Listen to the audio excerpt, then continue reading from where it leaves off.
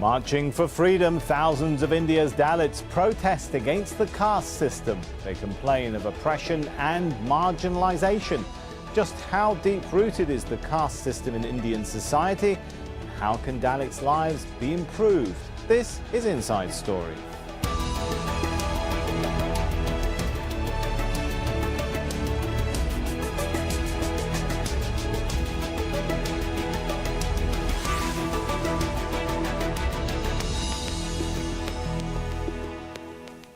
Hello and welcome to the show. I'm Sami Zaidan. Well, Monday marks 69 years of Indian independence. But millions of Indian citizens say they're not free. 4 so-called lower caste men in the state of Gujarat were stripped and flogged for doing what many say was simply their job. In response, hundreds of people began a protest. They've walked 350 kilometers in 10 days, ending in the town where the men were beaten. Well, the protesters say the issue is bigger than just those 4 men, that members of the Dalit caste face discrimination in every facet of life, and that the Indian government ignores their calls for reform. We'll get to our guests in just a moment, but first, Karen Malone has this report. They've endured decades of discrimination, injustice and violence. And with this protest, hundreds of Dalits are making it clear they've had enough. People marched for 10 days across Gujarat state to Una city, arriving on India's 70th Independence Day. Leaders of the Dalit movement are calling on their country's leaders to better protect them and give them equal opportunities. Here in Una, our leader Janesh has appealed to Dalits across the world to launch a movement for land rights, labour rights, unity and equality, for which youths and women will need to take the lead. If we will fight for our rights, we will win. There is no doubt about it. Dalit is a collective term for lower castes in India that they use to describe themselves. They used to be called the untouchables. They're usually employed in menial jobs such as waste disposal or street cleaning, despite often being well educated. They've been subjected to an increasing number of physical attacks. Women have been raped and men have been publicly flogged. According to activists, there are at least 600 severe attacks on Dalits in Rajasthan state over the last year. Cows are revered in India and eating beef is not allowed. But vigilante groups have been attacking Dalits for supposedly killing cows and trading their parts, even though there's no proof or judicial process. India's Prime Minister Narendra Modi spoke out against violence in his Independence Day speech. He's condemned the attacks on Dalits before. But he's not turned those words into action, and they're still being treated badly. Human rights activists say the system is not on their side. The police is complicit. The police does not act. These people bring in television crews, the police accompany them, but they would not stop them as they are filmed flogging and beating up and sometimes killing Dalits. So there is this impunity which must end. The situation has got so bad that some Dalits have committed suicide to draw attention to their cause. Rohit Vermulla, a PhD candidate at Hyderabad University, killed himself in January. His mother Radhika was part of the rally. Dalits have had enough of mourning the people they've lost and are demanding a better life, free from violence and oppression. Caroline Malone, Al Jazeera.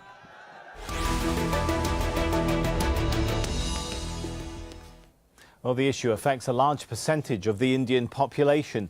There are an estimated 160 million Dalits living in India. That's about a sixth of the country. For generations, they were known as untouchables and considered to be the lowest-ranking people in the Hindu caste system.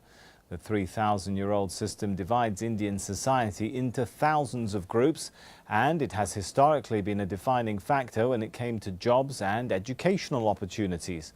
The Indian constitution has banned caste discrimination since 1949. It includes quotas for government jobs and schools to level the playing field. But lower castes say they still face discrimination and attacks regularly.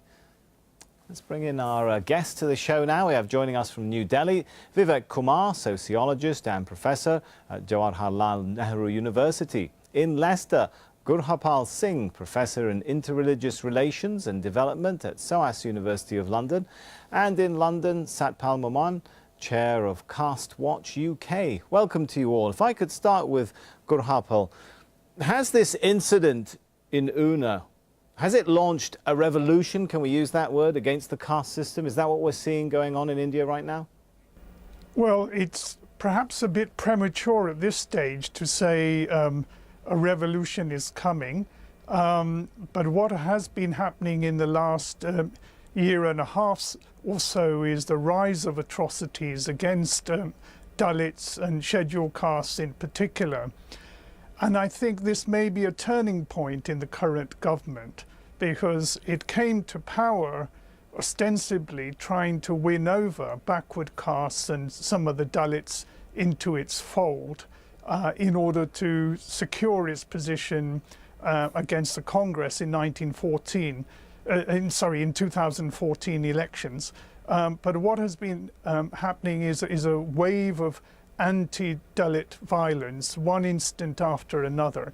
So I think this might be the spark that could potentially light a fire in the future. It's certainly lighting something. Satpal, what is it lighting right now? How coordinated a movement is this? We hear about individuals, getting up and walking and deciding to join this protest march. Is there more to it than simply individuals?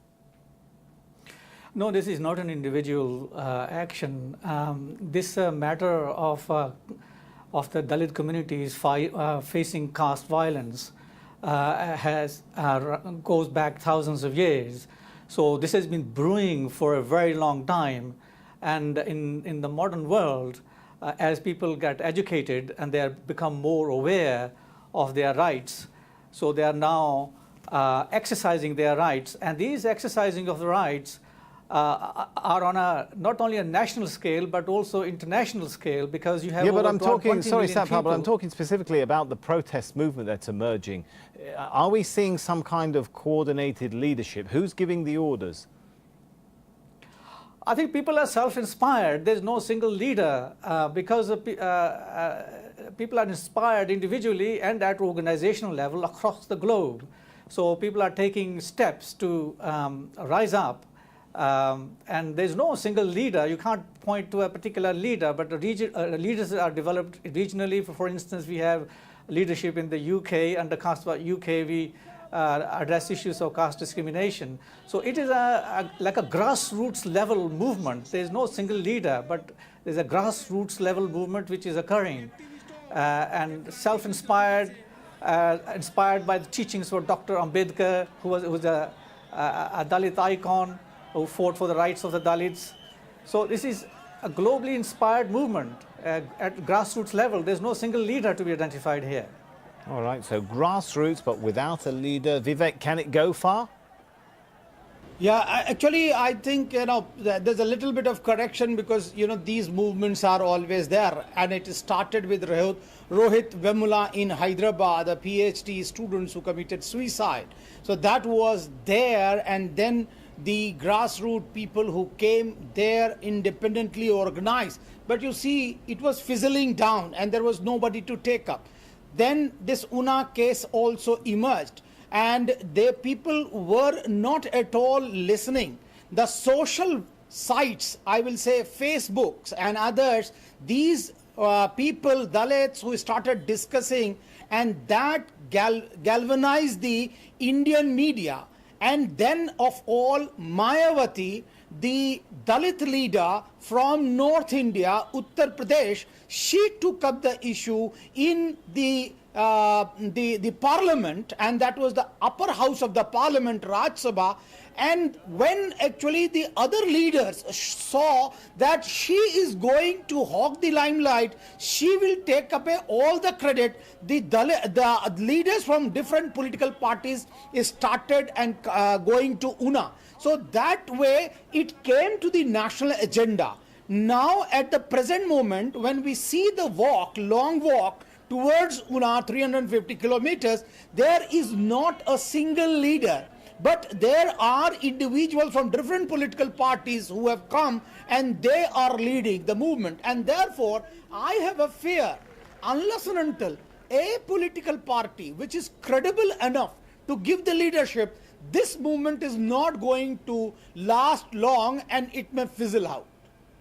Oh, right. That's a worrying scenario, led perhaps or motivated by Facebook. I come back to the point, though, perhaps, Satpal, you can shed a bit of light on this. Are economic inequalities also driving the desire for change, not just Facebook and perhaps politicians trying to cash in on this? I mean, Dalits make up 16% of the Indian population, but they control, we're told, only something like around 5% of the country's resources.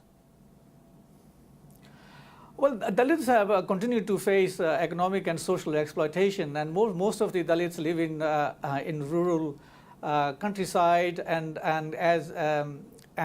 therefore they are particularly victimized. Their women are raped, and violence occurs on them. And you get daily reports coming out of India. And this has been going on for since independence. And what has happened now is under the BJP, the Hindutva forces have emboldened themselves, and they're spreading the Hindutva ideology under the pretext, particularly of this cow protection, and using the cow protection as a pretext to enlarge their power base by attacking the Dalit communities. And this is happening across the country, and only rare cases like the case in Una will get highlighted, which is pretty gruesome. But there are rapes and atrocities committed on the Dalits daily, and they're, as I said, they're economically exploited, socially exploited. And what needs to happen is the government needs to take notice and do something for the protection of the Dalits. And one of the things they can do, according to the Atrocities Act, they can house them, to rehouse them, give them land, and especially when Dalits move into the urban areas, they need to be provided with housing units, because that's where most of the sexual and economic exploitations happen, and they've got no recourse for development. And Modi parades himself as a Prime Minister of India, following the development agenda. Well, the question is, development for who? You see, he's very closely allied with the corporate sector, like the Ambanis and the Adanis. He flies around the globe in an aeroplane and belonging to the Ambani, and he's got very close links with the corporate sector. And when he's talking about development, he's talking about the development of the corporate sector. Right, he needs to think about perhaps some of the other castes as well. All right, Guru. All right, perhaps we'll take it now to Vivek. I mean, to what extent, you said that this is really a leaderless movement. You're worried it might fizzle out. What is it that at this point, I mean, does the movement have any coordinated demands? What is it that those protesting want? What sort of change do they want to see? No, there is an immediate demand as far as Gujarat is concerned. Dalits, they are demanding, because even in Una there are 52 families and only 2 may be having land. So there is landlessness all about. The people there, the manual scavengers have not been paid properly. They are not even given minimum wages. But what at the national level, there is a process of alienation which Dalits are facing, and ex-untouchables, as we say. 180 million people, they are not having their self-representation as far as the national level is concerned. Whether it is judiciary, whether it is bureaucracy, whether it is polity, whether it is industry, university, or civil society, NGOs, or media. You don't need a very in-depth analysis. Just see the composition of these 7 modern institutions which go into the making of a nation. Judiciary, bureaucracy, polity, university, industry. There is no representation as far as Dalits are concerned. 1 or 2 may be represented here and there, and therefore Dalits are not able to go and lodge any complaint to anyone at the highest level. Okay, but hang on. Let me jump in here. And that's alienation is. Let me jump in here, Satpal. Let me bring in Gurharpal into the discussion. The Gujarat government, for example, does have policies to advance what they call the scheduled castes into higher positions. I mean, with some government supposedly proactive policies and action, why do Dalits still continue to suffer? I mean, what is going wrong at the policy level? I think there are a number of issues here which need to be addressed. Firstly, going back to an earlier point about this movement, I think we do need to recognize that Dalits are not politically voiceless. There are a number of regional governments in Dalit regional governments in India, and Dalit parties have emerged which have made a major contribution to the transformation in the condition of Dalits in India. And the second point one should emphasize is there is reservation for Dalits, particularly scheduled castes and scheduled tribes, in education and in employment.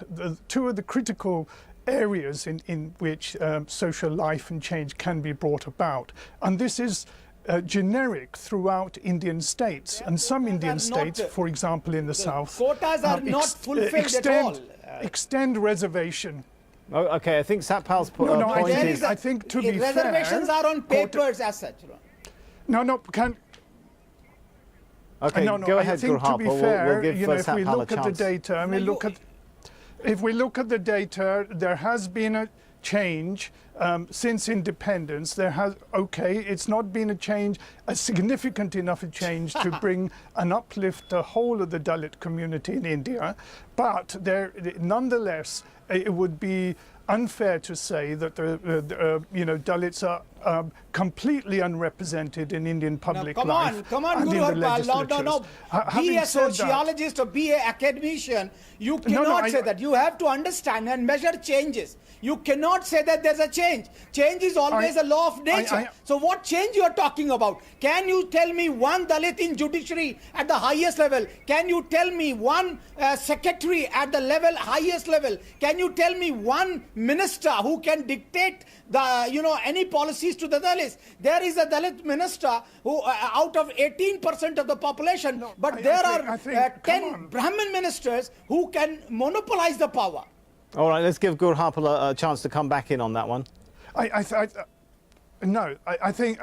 what we have to distinguish is between recruitment and representation, and indeed the placement of individuals in the various levels within the hierarchy and structures of governance. And of course here I recognize that there is institutionalized discrimination in the Indian political system against Dalits as well as against religious minorities like Muslims, Sikhs and Christians. So that is a different issue, but we must get our facts right and not completely throw the baby out with the bathwater and say that there is no representation. I mean, that is quite absurd. Now, going on to the other issue, I think one important point has been missed, namely that in the last decade there's been a real boom in the Indian economy, and the main communities that have missed out in this boom are those at the lower rung of the social ladder, the lower caste groups. And this is here where I think the differentiation is coming, and that the acuteness of India's development is most sharply felt by Dalit communities. Okay. And it's important that the change that occurs is not simply, recognizes this. All right, Satpal, to what extent is the economic reform lifting Dalits up? I mean, 62% still illiterate. We're told close to half live under the poverty line. You see, funds get allocated from the central government and they enact various policies. But the problem is those funds, they don't trickle down into the various states.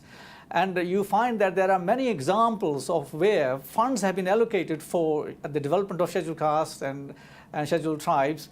And those funds are either not spent or they get misdirected. So there's a lack of political will, and at the state level, I would say, because the center always says that the funds have been allocated, but the state governments, any implementation of the policy adoptions are with the state government. So there's a ping pong that goes on between the center and the state. But the thing is, those at the center and those at the state, in the states, are belonging to the upper echelons, the dominant castes. So there is no actually political will for the development of the Dalits, and funds get allocated. They don't get spent, or they get misdirected or directed into other areas. And what needs to happen? This political will needs to be there. Otherwise, these activities in terms of violence being faced by the Dalits will continue, and you will get. Going back to Rohit Vemula, Rohit Vemula's mother recently said that she doesn't want to see another Rohit Vemula in India. And because look what happened to him. And you see, there's an ongoing harassment, bullying going on all the time, and atrocities. So something has to happen. And one of the things that can happen, there has to be special courts and established to hear complaints, and there has to be exemplary punishments given to those. Let me just jump in on one point that you said there and take it, if I may, to Vivek. The media itself, do you think this government really has the motivation to help Dalits when it's, it's led by a party that believes firmly in, shall we say, some core Hindu nationalistic ideas and sentiment? No, actually, you have to see the ideology. As you are asking for the ideology, ideology is that there should be social harmony.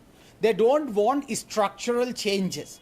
They want to maintain the structure, status quoism, and that's why I'm talking about. People were quoting does that include the continued practice of caste system? I mean, some who've worked, like Mr. Pravin Nakamu, worked 29 years for the BJP, and he's quoted as saying the ruling party practiced untouchability within its ranks, giving Dalits separate accommodation at party events, preventing them from serving higher caste officials, etc., etc. No, I will say untouchability is a very, very meager aspect of the social life of India. Dalits are asking a larger question of self-representation in the institutions of governance production. And that's why I beg to differ from Guru Harpal, who was talking about change is taking place. Change is a natural phenomenon. It will take place. But what is the quality of change? Whether it is effective enough to lead structural change, whether Dalits are given enough space and voice to decide the program and policies of the nation. Where are they? That's what I'm asking. Where are they in the government?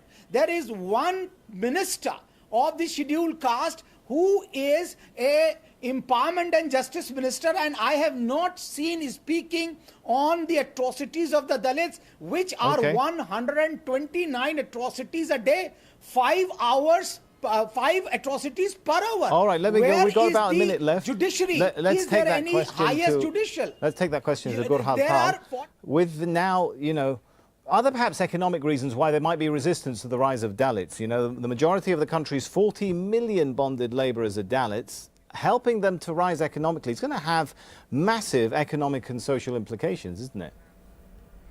Yeah, yes, it has, and one should recognise that all citizens of India are of equal value and worth, and that helping this disadvantaged community would add significantly to India's human resources in the long term. So in that sense, do you think some of the elite see it as against their interest, though, are going to cost their businesses if they help these people to rise? No, not at all. I think there is a sea change, and there is, as Vivek has clearly outlined, that there is institutionalized prejudice. But I think in the long term, all the elites recognize that the uplift of the marginalized communities is, and indeed of religious communities, is crucial to the integrity of the Indian Union. All right, we'll have to leave it there for now. Let's thank our guests, Guru Harpal, Satpal and Vivek. And thank you for watching. You can see the show anytime again by visiting our website, aljazeera.com. And for further discussion, head over to our Facebook page. That's facebook.com/AJ Inside Story. You can also join the conversation on Twitter. Our handle there is @AJ Inside Story. From me, Sami Zaidan, and the whole team here for now, it's goodbye.